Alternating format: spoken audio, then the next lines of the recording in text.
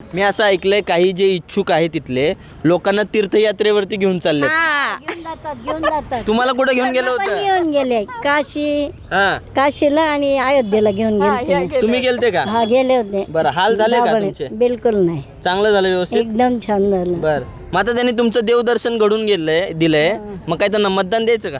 हा द्यायला पाहिजे ना. आता देवदर्शन करून दिलंय म्हणजे मग आज एवढा खर्च कोण लागलाय करायला? अख्खी गाडी फुकट नेली त्यांनी.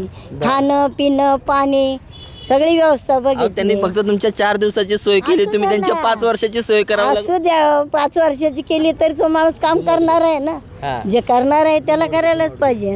हा. अहो पण जो नगरसेवक तुमच्या 4 दिवसांची सोय बघतोय, तुम्ही त्याच्या 5 वर्षाची सोय करताय एक मतदान देऊन. नाही ते माहिती आहे. हा ज्यावेळेस मतदान येतं त्यावेळेस येतं बरोबर करतं काय करायचं ते. हा पण सध्या तर अजून तर डोक्यात तोच आहे की व्यवस्थित आहे सगळं.